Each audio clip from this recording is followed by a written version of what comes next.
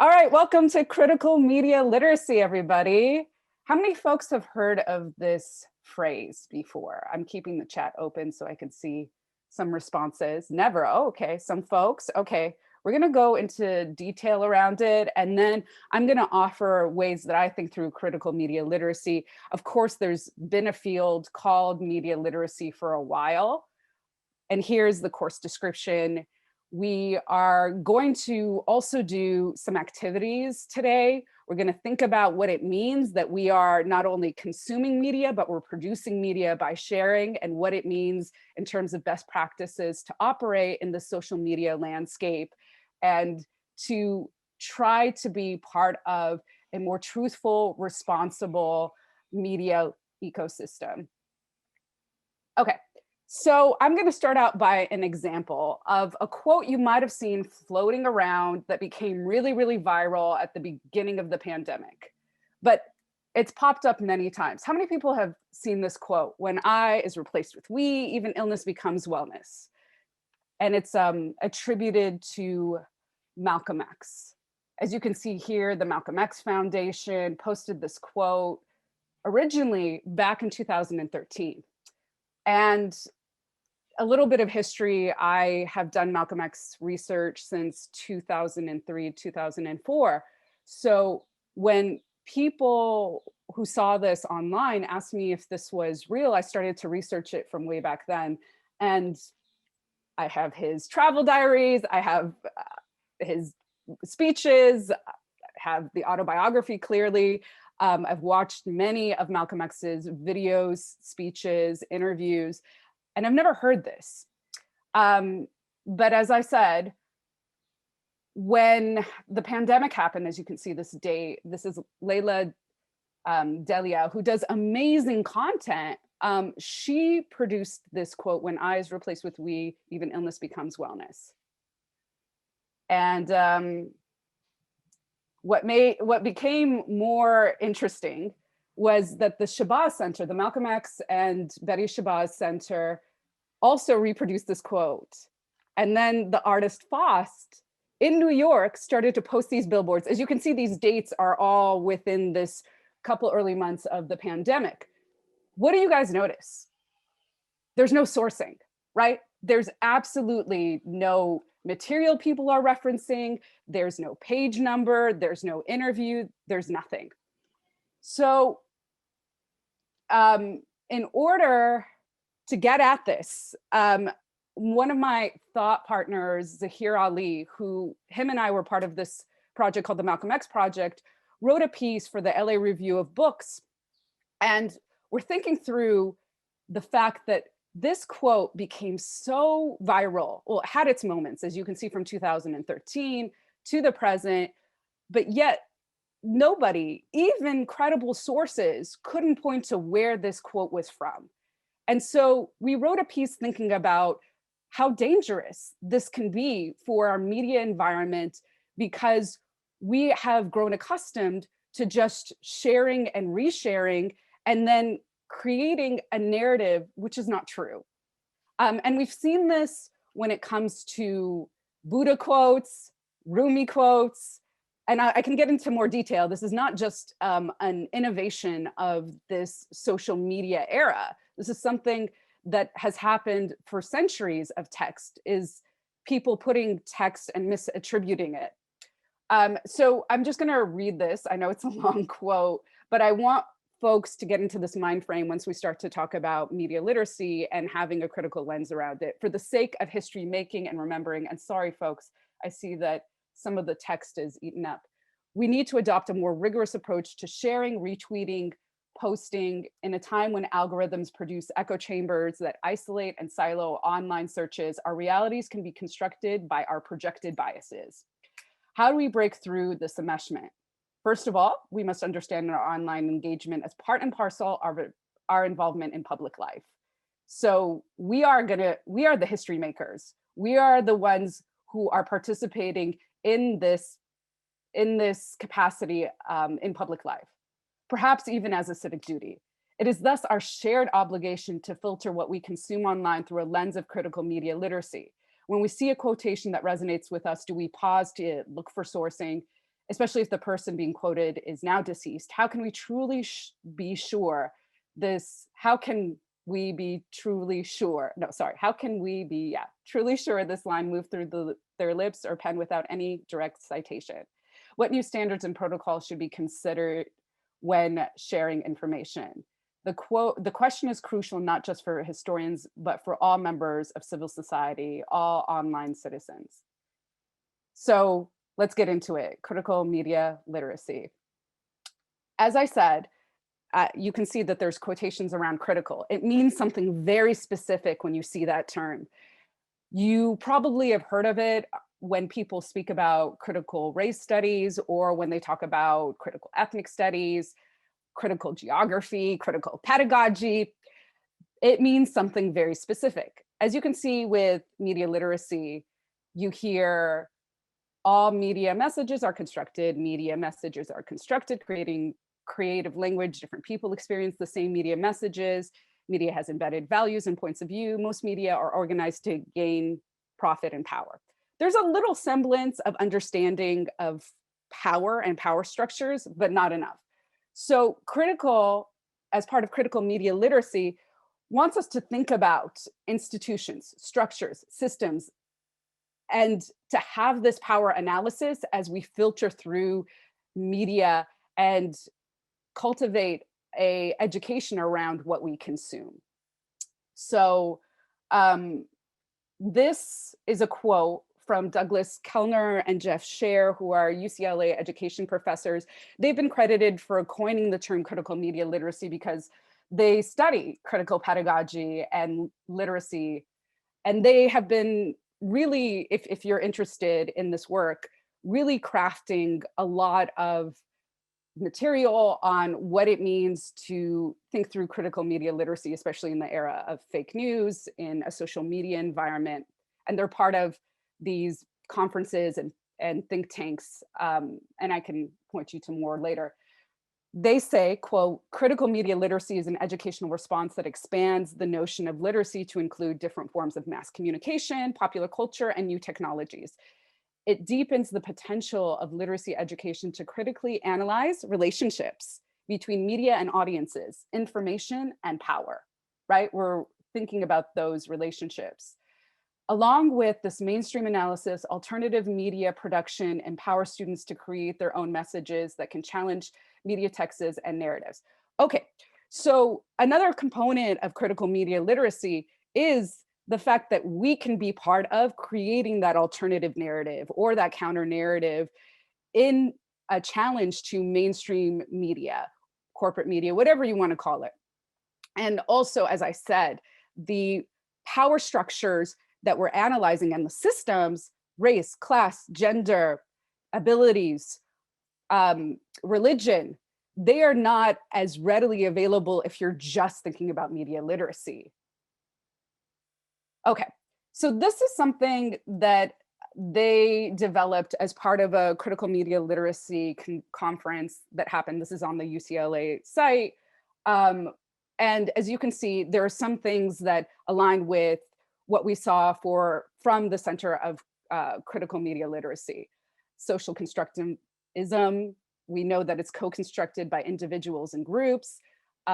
Language and semiotics, what language is used. And we're going to go into more detail about why language and words are so important to critical media literacy. And it's very different than the idea of just spin. Again, we're going to go into that. Audience and positionality, politics of representation, production, institutions, social and environmental justice. So already you're seeing a big departure from what standard media literacy looks at.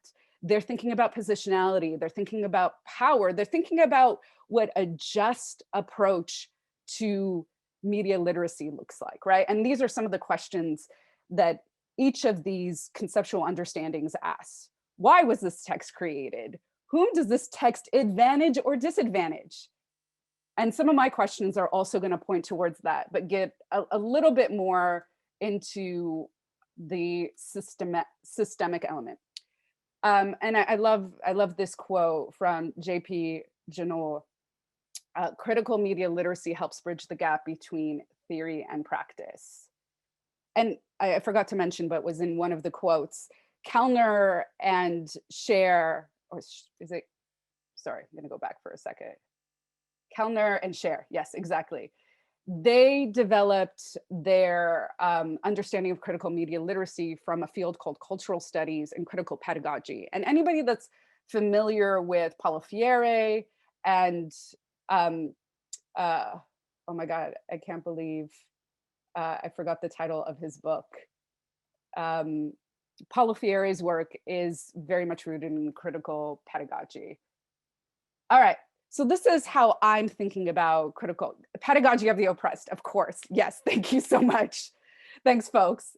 I know I had some really smart folks in this chat. Okay, so this is how I'm thinking about it. As you've probably already heard me say, let's think about position, let's think about power, let's think about politics of the mediated information. And as I said, and I'm sure you've seen on Slow Factory's page, media is never neutral. This is a tenet that I lead with. And I actually forgot to give you all a little bit more context of why and how I started to think about journalism and adopting a critical media literacy framework. I did give you the Malcolm X quote example, but I come from doing a lot of broadcast journalism.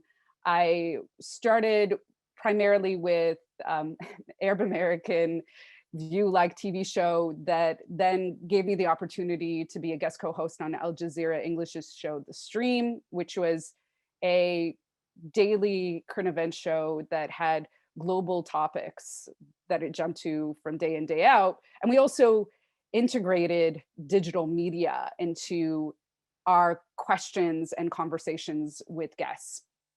And then I started to show up on HuffPost Live. I would write for Huffington Post. I've written some stuff for CNN and other media outlets. And I also started to do the Young Turks as a guest co-host as well. So that helped me sharpen my understanding of how information is mediated, what it means to put information out on publishing platforms. And the fact, this is a critical fact that nobody really talks about. You have publishers, and I've already mentioned some, Huffington Post, CNN, publications, right? However, when we are putting media content on social media platforms, they are not regulated as publishers, although they function as publishers, right? So although in response to the misinformation that was spread in 2016 and subsequent misinformation and disinformation campaigns, there have been attempts by Twitter, other media outlets to try, or social media platforms, to try to figure out how they could filter misinformation and disinformation. It's not working well, and they've all tried to evade any regulation by government entities. And it's a very difficult thing to do, but when you're a publisher, you at least are beholden to publishing standards. But we don't have that in a social media ecosystem. So these are the tools, not just for social media, but for anywhere else you go, that I'd love you to think through, and we can think through together. So source and angle. Source, who produced the media content? Now we're looking at the Malcolm X example of the quote. You had legitimate institutions that did, right? So that makes it a little bit difficult, because you would traditionally trust those institutions that are carriers of the tradition and legacy of the person whose quote that they referenced. Not being able to trust them makes it very difficult. But we're going to get to one of my tenets. Oh, we need to define legitimacy though. Right, exactly.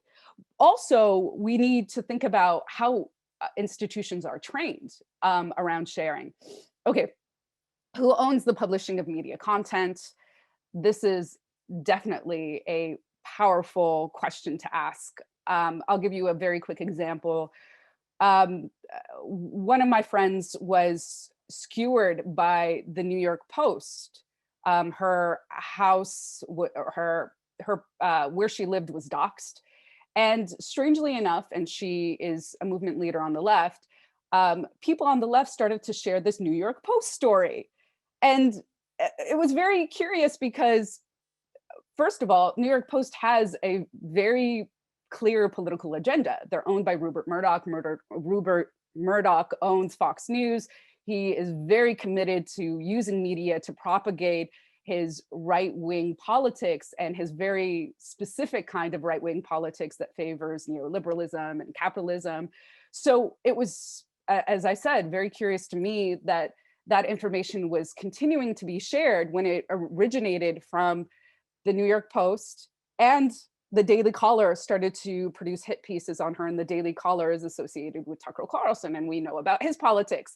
So we have to think through who owns these media sources that we are getting our data and information, and connected, what is their angle? What are their politics? Where are they positioned in the world?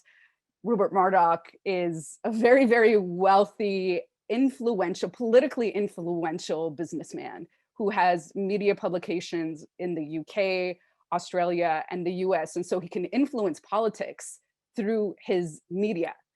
And, you know, Tucker Carlson is part of the Swanson family fortune. So he has a interest in maintaining his capitalist position. And we're going to get into more of the conservative framing around this.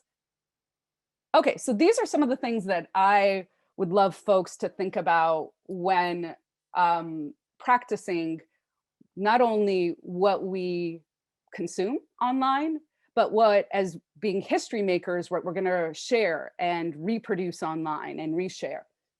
Okay, so abandon the normative model. This is something that we say in general when it comes to any critical blank, blank, blank studies. We want you to transcend the idea of good or bad media in the same way that media is not neutral, it's not unbiased, it's not objective. It also needs a more nuanced understanding of what it does and where it is, and how it's influenced by systems, structures, institutions, relations, and ideological forces. So those are questions to ask.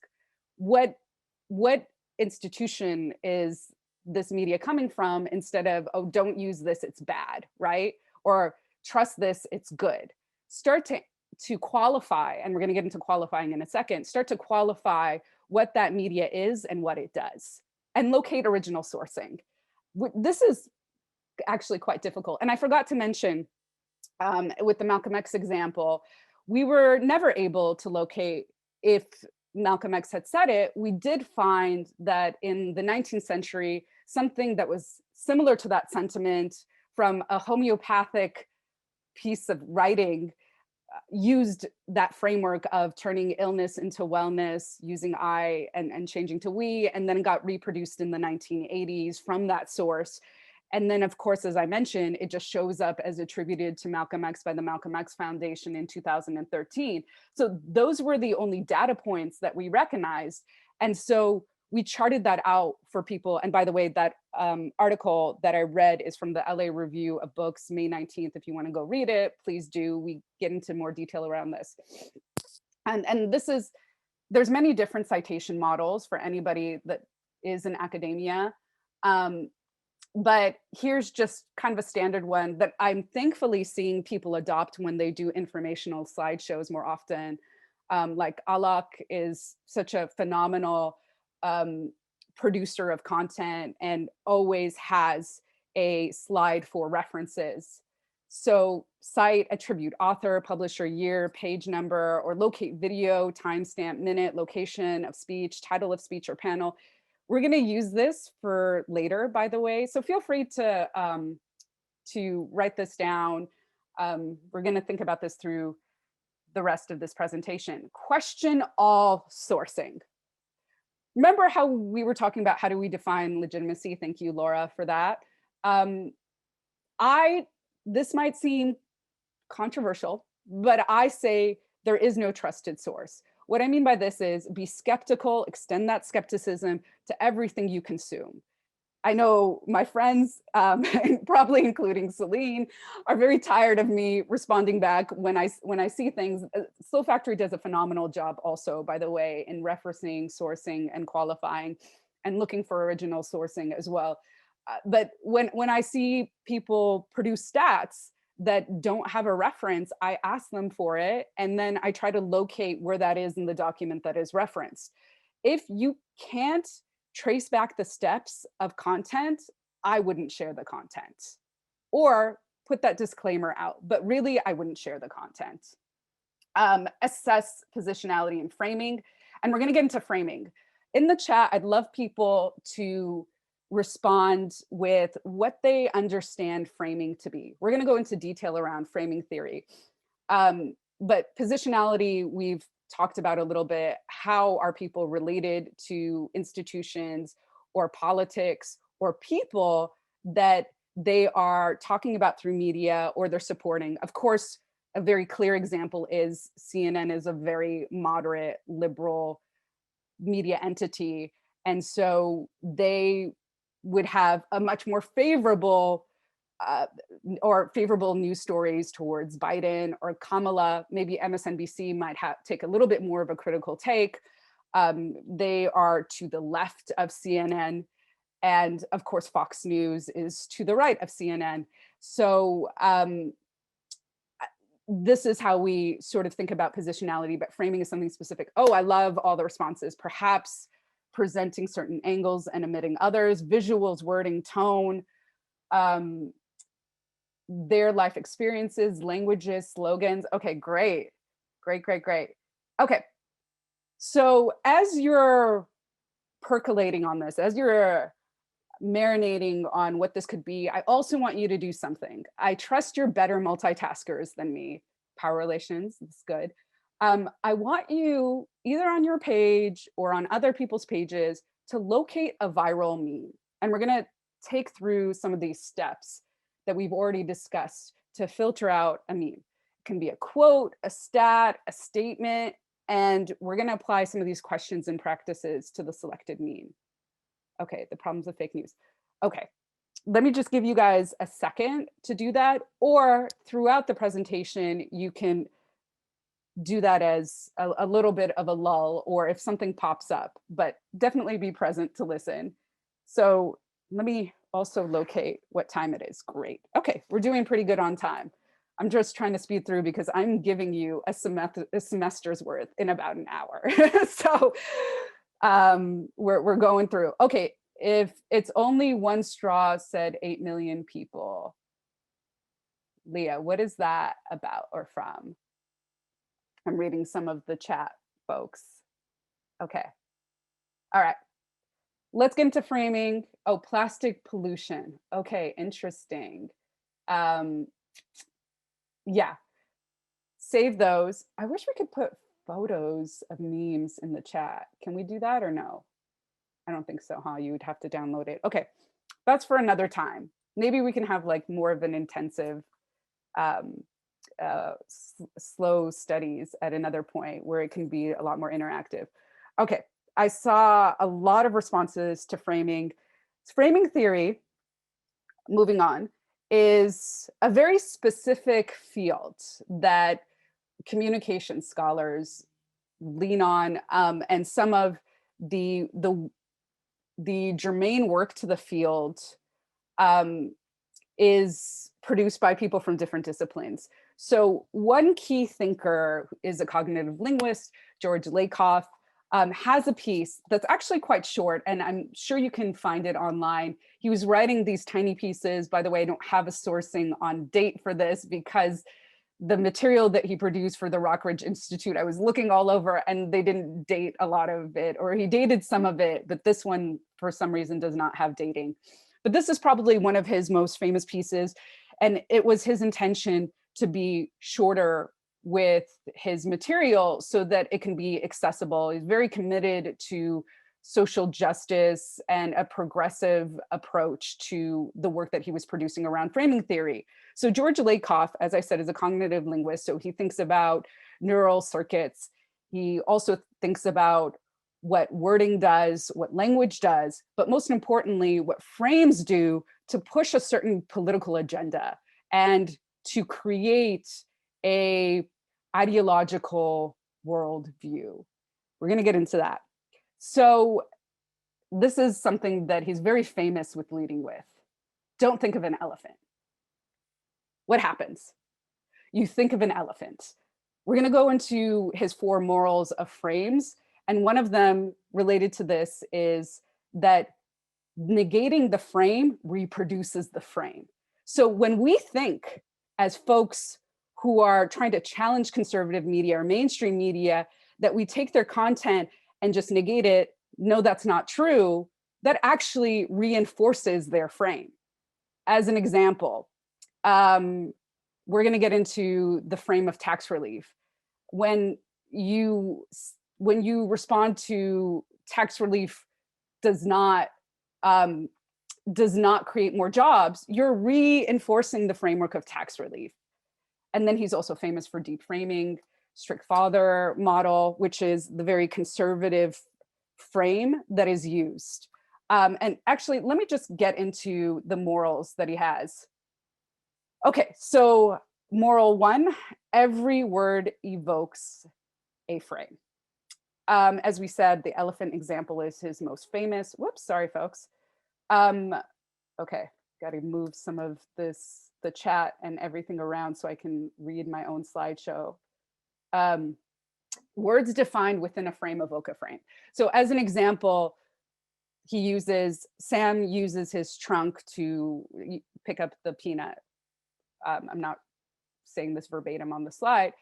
What that evokes is Sam is an elephant because you're thinking about the trunk.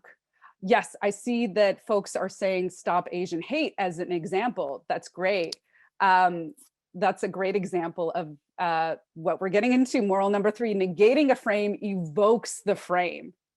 So I just want you all to sit with that. And I'm sure you're thinking now, how do I reframe? Like, how do I shift this? How do I change this? We're going to get to this in a second. Evoking a frame reinforces that frame. And again, as I said, he's a cognitive linguist. So he's thinking about every frame is realized in the brain by a neural circuitry.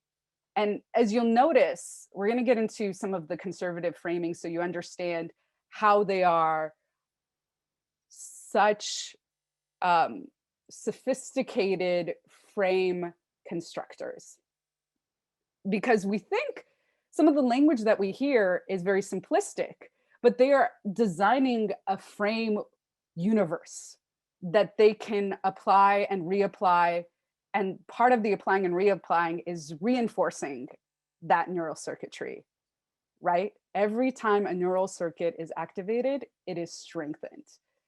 So the more and more people are consuming media from that source, it is just creating a stronger attachment to that message. Okay. Let's stay there for a second because I want to get into what he is actually saying. So as I said, conservatives are very sophisticated about using this. In this simple framing article, the example that he has is the tax relief frame. So remember I gave you that example, tax relief creates jobs. Okay, probably should have created a slide for this, so apologies.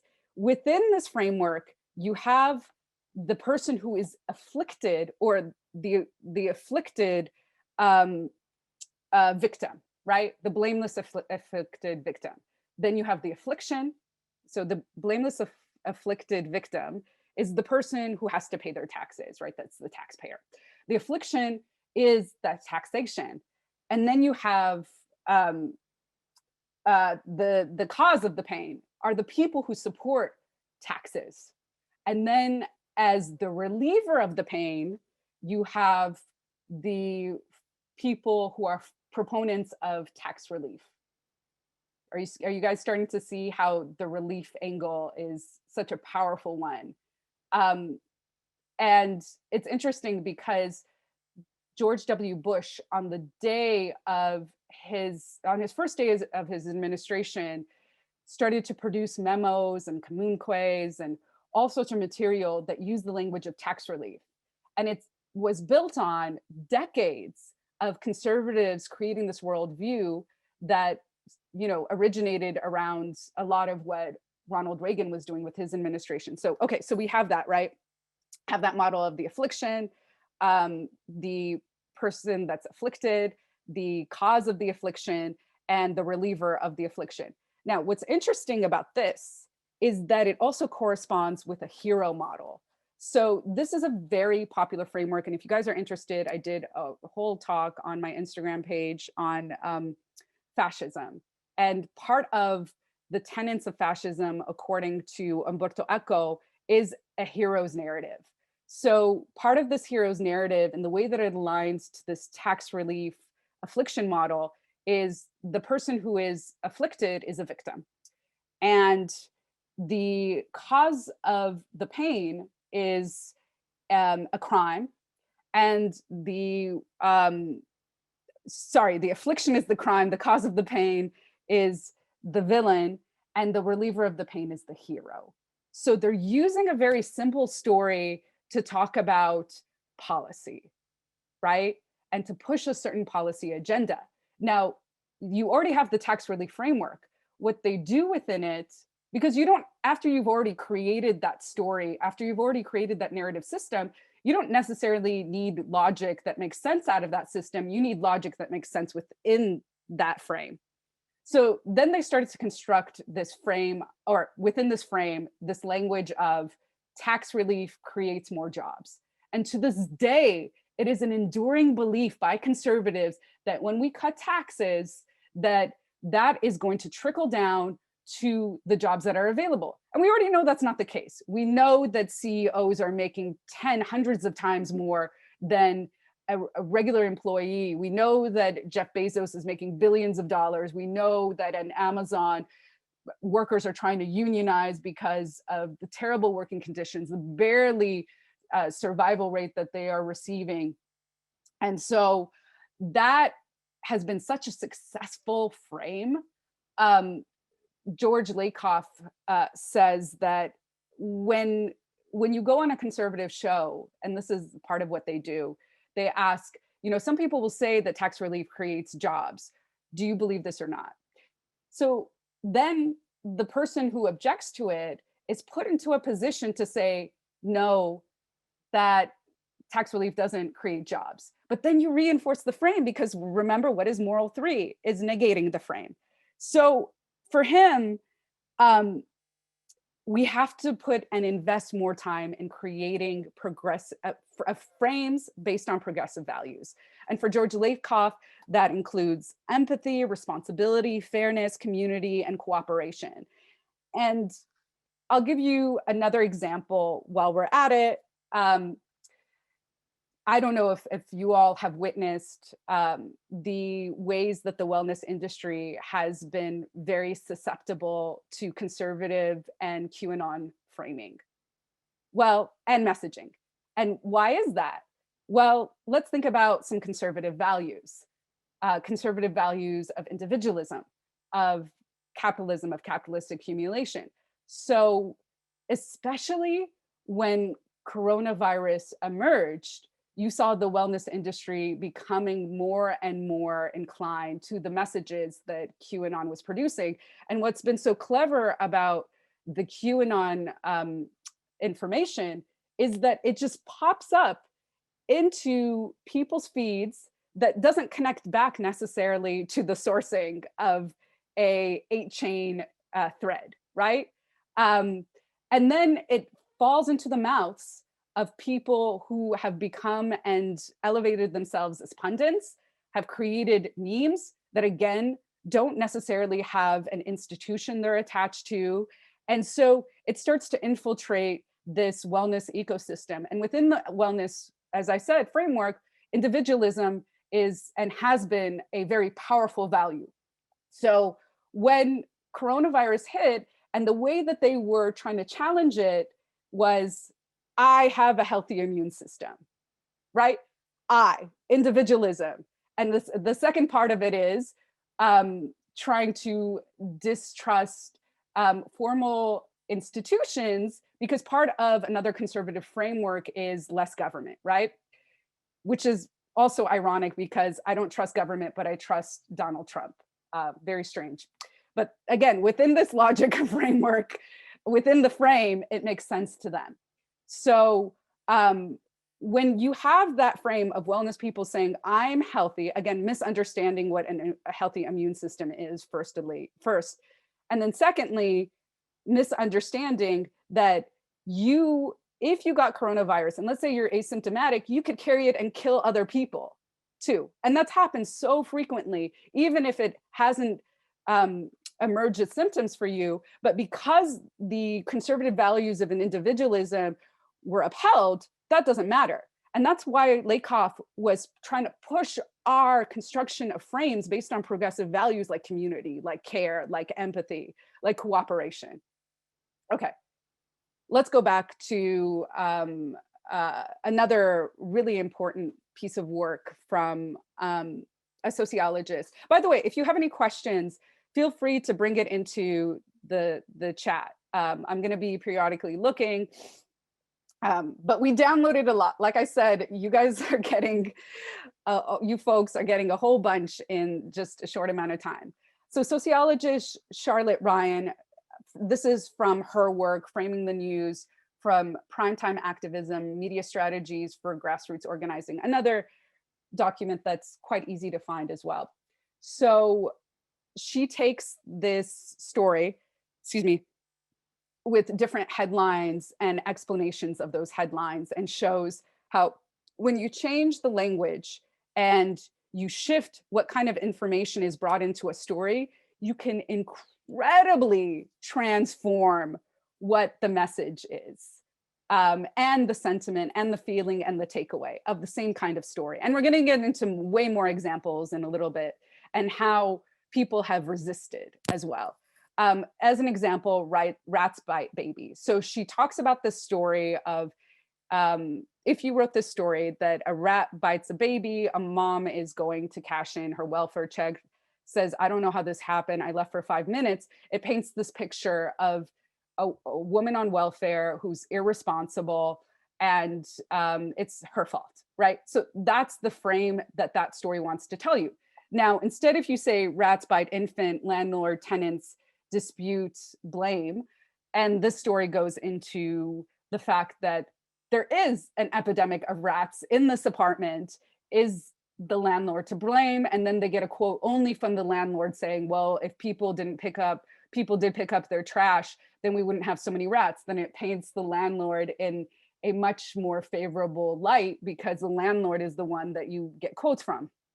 And then there's another story, another headline based on this, and that rat bites ruling in the cities, or rising, sorry, rat bites rising in the city's zone of death. And so then in this story, they start to talk about a more of a city epidemic, and they quote and source data from the public health department. And they talk about the fact that folks are being exposed to rats, even though they're so close to good hospitals. And this also gives you the sentiment and feeling that there is a little bit more of truth, because it's grounded in stats and more science-based information. But this is a story, as you can see, that with 3 different frames gives you 3 completely different scenarios. And so she breaks this all down and unpacks the storytelling. And then this is how Ryan defines the frame. To say each version of the story represents a different frame means that each has a distinct definition of the issue, of who is responsible and how the issue might be resolved. So as we've been saying, an image or set of images, metaphors, catchphrases, or anecdotes carry the frame, right? Again, we were just talking about tax relief. So we already went over this. Okay, so let's start to go to case studies, and you're going to have another activity. How many people know about Alexandra Bell's work? Just going to take a second. So let's think about that. We're gonna go into some other sources that you might not have known that have intentionally misled you all. But we're going to go with some very mainstream sources. So let's go back to Alexandra Bell, and we're going to look at ways that people have pushed back against framing within really big mainstream publications. What's interesting is this became a massive news story in the art world.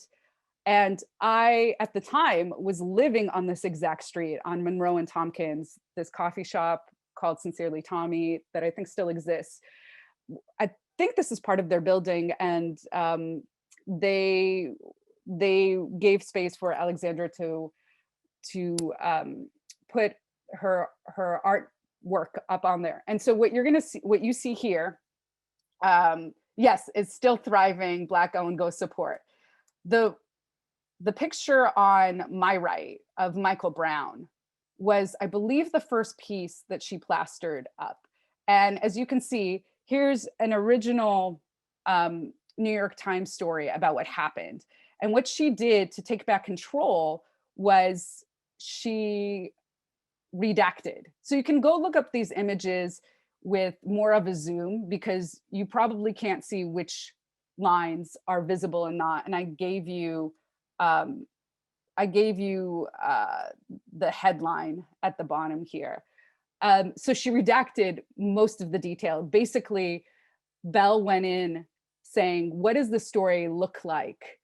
And how can you understand that it's framed with a very particular politics, a particular sort of positionality, and formed by a power structure? And so everything that was said basically about Darren Wilson is gone, right? And Crossroads at Ferguson becomes the headline for the story. And also most of the content around Michael Brown is redacted. And then next to it is the news story that Bell wants us to think about with a different kind of frame, with the counter frame, counter narrative, a teenager with promise. So Bell started to do this in many instances of very clear racist framing that might not have been apparent based on the ways that we think about and relate to media headlines. A lot of folks are now calling out headlines, but it's been not much of a public discourse as has emerged through social media. And we're going to go over some more examples. So as you can see, she red inked as well a story on, I believe this is Usain Bolt. And then swimmer, what's his name? Lockie. This is the swimmer that they were trying to present as getting into a little bit of boy trouble, right? Ryan Lochte. But she shifted the narrative to show what he did. If you remember the Olympics in Rio, it's pretty a severe act of violence. But the media was trying to whitewash it, basically, to present it as old boys fun, right? Or whatever the proverb is. So this is Bell's response to explanation of the work that she does. I'm saying, sorry, it should just be, I'm not saying that none of this information in the New York Times story is pertinent. Obviously, the story should be on there on some level, but I'm revealing another point of view that isn't often considered. That's what a counter narrative is. I also want to show how these little tiny changes tip the scale and can fully change perspective. So not only are we thinking about sourcing, position, and power, we're thinking about, as we've talked through source and angle, the framing evokes a certain kind of neural circuitry. Okay, I'm sure you all might remember this. The New York Times in 2018, which has been a constant culprit in the ways that they framed what has been happening in what I call 1948 and 1967. Some people refer to it as Israel-Palestine or occupied Palestine. So this news story emerged when there was protests at the border, and folks were walking close to it. And then this is how the New York Times narrated this story. Dozens of Palestinians have died in protests as the US prepares to open its Jerusalem embassy. So remember, this is what's happening. The Trump administration moved the US embassy from Tel Aviv in a very political move to Jerusalem, stating that this was, the capital of Israel. And of course, there was resistance to it. Okay, I see some comments in the chat. Yeah, people are bringing in a New Yorker piece that Alexander Bell that they did on Alexander Bell. Okay, so there was a lot of resistance, and we're going to get into some of the tweets that the New York Times received for this. So they changed their story because people were asking, how did people just die? How did they passively become dead? There was an active act of violence. So they shifted their headline. Israeli soldiers killed dozens of Palestinian protesters along the Gaza border on Monday. At least 2,400 others were wounded, Palestinian officials said. So as you can see, what is missing from the original headline? It's not just the active act of killing, but who has been doing the killing, right? And so let me show you the responses. Judd Apatow, a Hollywood star, or not a star, but a person responsible for many comedies in Hollywood, responded with, "Have died, shame on you. This is like calling Trump's lies factual inaccuracies. Please tell me an intern is running your Twitter feed." I mean, I wouldn't want to shame interns. I love my interns. They are powerful thinkers, and but the sentiment is interesting, right? The way he's identifying, as we say, death by passive voice, right? And how that is a media strategy. As we said, media is never neutral. Media strategy to either eschew some sort of blame or to evoke a certain kind of frame, right? And this is Stephen Kinzer, who was, I believe, a former New York Times journalist, and was clearly disgusted by the way that this story was framed. Palestinians have died, he says in quotations. Was it an epidemic? Mass suicide? Happened at a hospice? Reminds me of Nixon saying mistakes were made. No one made them, just like no one killed the Palestinians. It's why I'm telling my students to avoid the passive voice. So that's another example in strategy. We can share memes and continue adding resources. Yeah. Okay. So this is an activity I want you all to do right now. I'm sure you've seen this, but if you haven't, I want you to take this story and see how you can be an Alexandra Bell and shift what you see in front of you. What do you think is politically tinged? What frames are being used? And what's another way that you could tell this story? So evictions in Jerusalem become a focus on Israeli-Palestinian conflict. Just want you to sit with that for a second. Actually doing, okay, I'm seeing some of the responses. Israeli forces ethnically cleanse Palestinian neighborhood. There's no mention of who's being evicted by this. I'm reading responses, by the way. The word evict is so misleading. It's forced, violent dispossession by occupier. Evictions, people are pointing to the use of the word evictions. The administration visiting countries and telling them not to come without visiting the border. Yeah, Carlo, that is, yeah, conflict. Conflict is another one. Conflict, a lot of people bringing that up. Conflict. So conflict and eviction. And then let's look at the byline. The effort to evict 6 Arab families from a contested neighborhood has drawn attention. So contested neighborhood, attention to the Israeli effort to remove Palestinian from parts of East Jerusalem led to protest. Contested neighborhood efforts, neutral protests. Great, remove. Yes, look at you all. Phenomenal. Okay, So here's side by side what you've already seen. And Asl Rod was the one, I'm sure you've seen this image circulate, who put this together. If you're not writing the truth about crimes against humanity, you're culpable in them. And this is what she points to, which is a lot of things that you all mentioned. Instead of evictions, forced expulsions. And actually reframing what is happening, right?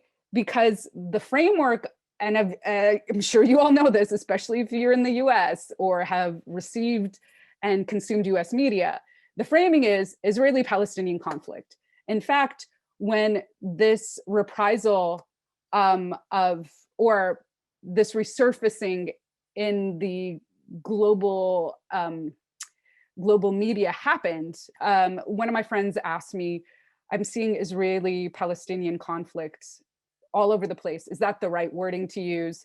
And so here, what Asl Rad is saying is that the focus should be on Palestinian struggle. And some folks, like somebody who's been brilliant about producing counter narratives and reframing in the moment, and based on a frame that has been decades in the making, is Mohammed al-Kurd, who is one of the families that is being forcibly expelled, actually for a second time, from their family home in East Jerusalem in the area of Sheikh Jarrah. And of course, their hashtag is Save Sheikh Jarrah, right? And it's not a negative frame, right? Because that would have reinforced another sort of frame.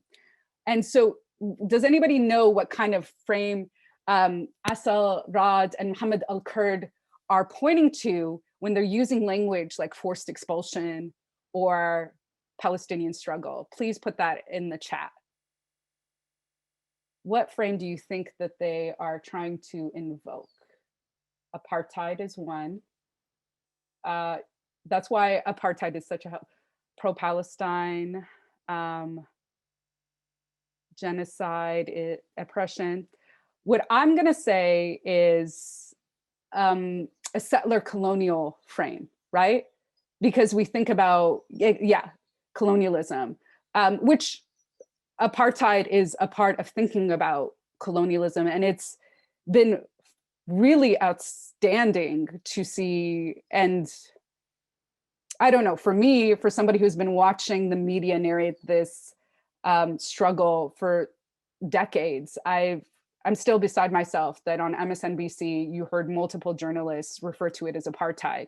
But the framework that Mohammed al-Kurd and folks who are Palestinians who are struggling in Sheikh Jarrah, in Silwan, are using is that of the framework of settler colonialism, of a colonial frame that people who've struggled against colonizers are familiar with, right? Ethnically cleansing, you know, is language that Asl is using here. Crime instead of effort. You all pointed to that use of language, which is not neutral at all, as we've said. All right, let's get into something that is going to synthesize everything we've talked about. So can you remember some of the tenets that are in my critical media literacy section, the practices that I offered you all? Put that in the chat and see if you can remember it before we go into this video. It's a 2-minute video, and hopefully it'll play and I'll narrate it as we're playing it. Rupli, I found out, is the one that funds Redfish Stream. And then there's nothing more about it, but I was showing you as an example, The Intercept, which is a publication I appreciate. Look how many authors, writers, editors that they point to who are a part of their media organization. And then they even go on to say where they get their funding, First Look Media. And you're gonna see towards the end of this slide or story. Yeah, what First Look Media is, eBay founder and philanthropist Pierre Omidyar is the one who's behind First Look Media. So they're very transparent. And I just held this slide for a second on where they get their money from. Now, as we remember, Russian media has targeted very explicitly during the 2016 campaign Black liberation organizing work to try to manipulate. Okay, so then we can get into this. So Rupli is affiliated with many other subsidiaries in the news now. Okay, and Mafak. So manipulating Black voters. If you watch the documentary, The Great Hack, you'll see that the intention of these agencies, not just Russian state media entities or hackers that are a part of the Russian state government, but agencies that also have an aligned political worldview, like Cambridge Analytica. What they tried to do was get people who are potentially sitting on the fence about whether or not to vote, and not necessarily to tip them over. In some cases, they identified those folks as, did they call them vulnerables?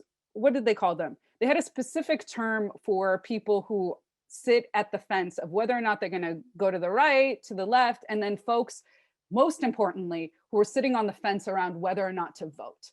And so in some cases, their tactic was to target populations of people who could be disenchanted to self-select disenfranchisement. So the point was to get people on the left. So as you know, there's been a deep aligning by Russian state media to do anything to ideologically subvert US power for decades. I mean, you could look this up. It's called ideological subversion. Now, part of the work is to unsettle trust in major institutions. And as I said, we should be skeptical of all those institutions, but including the ones who are trying to make us skeptical, right? And what their positionality is, what their politics are, and what kind of power they're trying to employ. Now, the Russian government might have one of the largest armies in the world, but they definitely don't have the military power that the US does. So what can they do to unsettle and destabilize one of their global opponents? Is to make their own citizenry question their government, to and again, that's fine, but question them to the point of making them either immobile or regressive. So again, we can also talk about the fact that there have been anti-vaxxer campaigns linked to Russian state media. So that's a whole nother thing. Okay, so next one. Other sites to be wary of that exploit this leftist messaging and use Black liberation icons and messaging and media. We're going to see that in a second, and now expanded to Palestinian struggle as well. They have different entities. In the Now, Soapbox, this is operated by Mafek Media. And guess who the majority stakeholder is? Rupli. Yes, these two media organizations now list that they are Russian TV affiliates, but that was an agreement they reached with Facebook and Instagram to avoid being deplatformed and to be replatformed. And so if you go to their page, they have a story to explain that they are some sort of targeted media entity.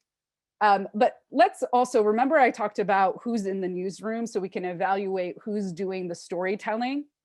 Okay, so at the time, Mafek with In the Now, with Redfish Stream, and you can go look this up, and Soapbox were producing tons of media content on the Black Lives Matter movement. There's no Black people that were working for them. You can see that, right? And I explained what media literacy is here. And then let's go look at Redfish Stream. And as I said, it's called ideological subversion, but the way the language that Russian ops use is Operation Infection. Okay, so as I said, they have a highlight that tries to present them as some sort of marginalized media entity that is unfairly targeted, and they persuade you to believe that they are editorially free, right? And then interesting enough, right, they talk about mainstream Western media as if they are not part of the same media engine. I see a lot of comments. I'm going to get to them in a second. But let's look at their website. Again, remember I said, let's look at The Intercept. So usually in the About Me, they show you who works for them. Where are the people? They don't have them on there, right? And then again, the people who are writing the content, and as you can see, they have their watermark on this video, which, what should we be doing? We should be sourcing that video, where it came from. This is a very famous clip of a Malcolm X interview that he did. Do you feel this country is making progress? And so this is the video where he talks about the knife. You can't make progress if you still have a knife in back, and if you just pull it out 4 inches, it's not progress. It's not progress if you don't even admit that there's a knife in your back. Progress is taking out the knife and healing the wound that created it, right? And so they had this video clip with the red mark. And again, it's a famous interview. Why wouldn't you source it? And it's not yours. And then they have this. There are so many whites who are trying to solve the problem, but Malcolm is, as he has frequently been doing through his speeches, lambasting white liberals within this framework of foxes and wolves, and calling white liberals the undercover racists that we really need to think about. And as you can see here, again, no media is neutral. Malcolm X on liberals.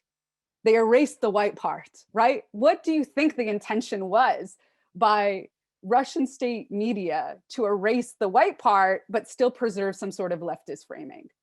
Okay, so we talked a lot about targeting of Black liberation movements, Black radical tradition. Now let's talk about Palestine. Okay, so this has become a pretty viral clip from Ghassan Kafani about, it's a conversation between the sword and the neck, talking about like, wouldn't you want to engage in peace deals? He's somebody else who constantly would reframe, and he's like, you know, what conversation? Oh, you mean a conversation between the sword and the neck, trying to show you the difference in power, right? Now, why is there a red fish stream watermark for an entity that has just emerged in the 21st century from a clip from 1970? Well, if you do a quick little search, you find that this is a clip from Richard Carlton, who is an Australian journalist, and his son was the one who uploaded it. But why is there absolutely no sourcing on it? And so what I believe is that it's an intentional use of the content, the images, the sounds, the stories, the metaphors from a progressive leftist movement to be able to direct them to their own messaging and their own agenda around how we should politically act, how we should politically disengage. Yeah, and that's it. And then I have something else. So let me give you the last slide, and then we can get to questions. And then this is the last one, because this is why I want to do this work. And I want all of us to do this work together. This is one of the last sentences from the piece that Zahir and I wrote that I mentioned at the top of this presentation. And we use 2 Toni Morrison quotes, and this is the last one that we end with. It's from her essay, The Price of Wealth, The Cost of Care. Crystallizes the collective duty we bear in the age of digital media. You, all of us, struggle to turn data into information, into knowledge, and we hope into wisdom. In that process, we owe everything to others. So I just want to close by reminding you all that why we do this work is that we have a collective duty.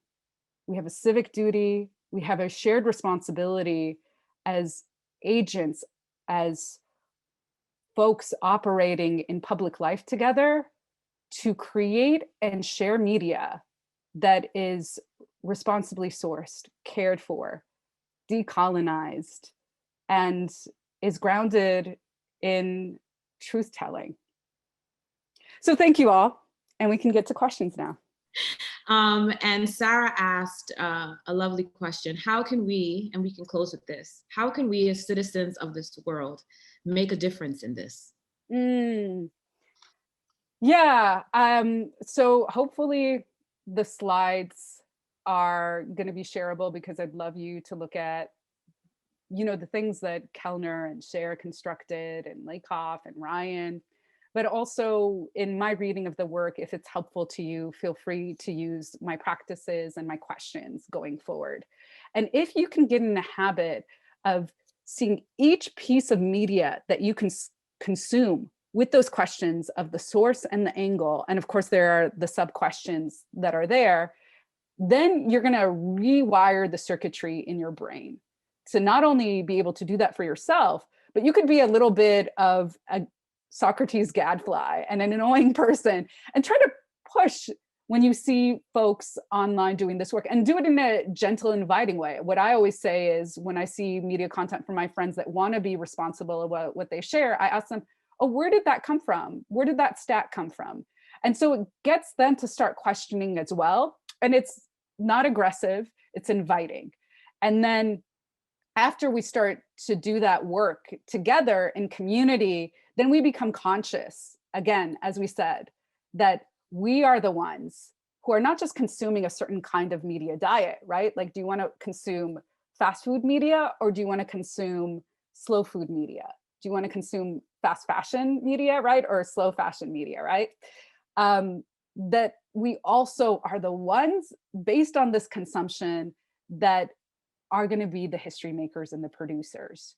So I just want to impart and impress that if you can start to develop a certain regime around this, you will transform, and you will transform the people around you. And where can you find me? At Maytha, Maytha, Alhassen, Alhassen. On my Instagram, as I said, I'm going to start to be producing a second season of Office Hours. You can see a couple of the Office Hours that I've already done on my Instagram page, and we're going to be expanding it to YouTube. Those are longer lectures. If you enjoy the lectures, they're there. And then we're going to start to piece together clips from those lectures. Get on my mailing list as well. On my bio, my interns, thank you, shout out Emily and Sammy for doing this, created a link tree where you can sign up for the newsletter. In the newsletter, we're going to also give you more references to the content that you're consuming. And the last thing is that I'm going to be launching, I know I've talked about the importance of slow study, of engaging work with more deliberate intention, but I'm going to try to produce shorter pieces that give you definitions and background of key terms that are often misused or purposely deceptively used. So yeah, look out for that. And I'm going to be doing more Slow Factory things. And if you have any ideas for things that you want to engage with on the Open EDU platform, please hit them up. So I think with that, we're good, right? We are amazing. Thank you Thank so you. much, Dr. Thank you, folks. Thank you all. Thank you, every participant who joined us, our siblings from all over the world, those who are watching live and be watching in the recording. Special shouts out to Celine and Colin and the entire Slow Factory team. Thank you, Veronica, for your magic and your medicine. And I hope, and we hope, that you all go in peace and have a dope weekend. Play nice, take deep breaths, drink water. That's all I got, folks. Thank you so much. Thank you so much.